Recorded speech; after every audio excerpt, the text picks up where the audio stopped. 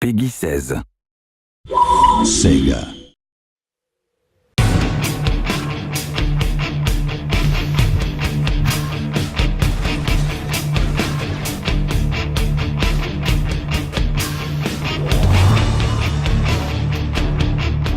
Welcome to Sega Studios, folks. My name is Konstantin Anzopoulos. I'm the studio director, and I'm here to give you a tour of this absolutely awesome place.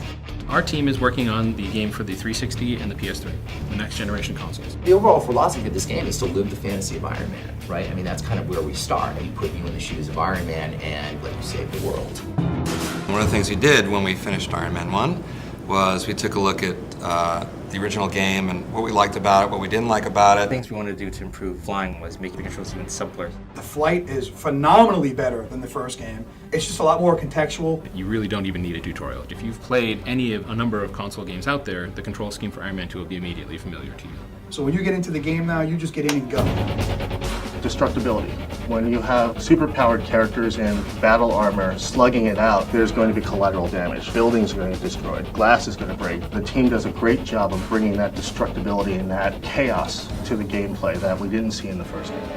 We wanted to get the action up close and in the player's face. We've changed the mechanics for melee. And if another enemy comes behind me, I can leap off of that enemy and slam this guy in the head and then jump back to the guy I was fighting. You really feel empowered when you're hovering in the air and you're bashing guys left and right with your fists and your feet. It's almost ninja-like. In this game, you can actually load in different fighting styles into the armor. We have a better AI unit, which is artificial intelligence. So now the enemies react and think instead of just coming at you like a bunch of idiots. That brings a new layer of strategy to combat that the first game just didn't offer us. We've created a completely new and unique story that lives in the film world. The voice of Iron Man right now within the Marvel Comics is Matt Fraction. He actually won an Eisner Award for his Iron Man series. That's basically the most prestigious award you can get in comics. He really has the voices of the characters down cold. And he really brought the story to life. The story in the game is a collaboration among Matt Fraction, Michael Kirkbride, and myself. So the three of us together put together this story and evolved it over time. Iron Man is very sleek. He's the Ferrari. War Machine is the Hummer. I mean, War Machine is this amazing juggernaut of artillery. From a player standpoint, you can choose which one you rather see yourself as. In some of the levels, there'll be differences in the way you handle things.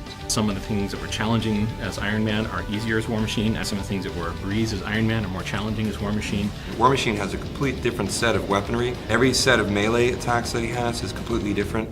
He's not going to hack the terminal to get into that room. He's going to slam that door open and just, tear it apart, get in there, and rip everything up. You basically get to choose, decide how to load out the characters. You can create your own weapons. You can create your own munitions for weapons. If I want to have nothing but missiles and rockets all over my suit, I can do that.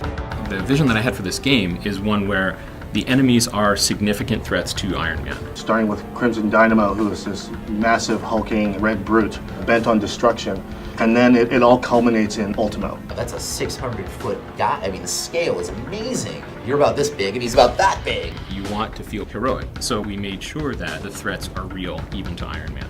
We're just saying, hey, pick up the joystick, get in it, and feel like a hero. That's what the game's going to offer to you. Great story with great classic enemies, but shown in a new context. It's going to make them fresh and interesting all over again. I could sit here for about an hour and a half and tell you all of it, but the best way to see it is to play it.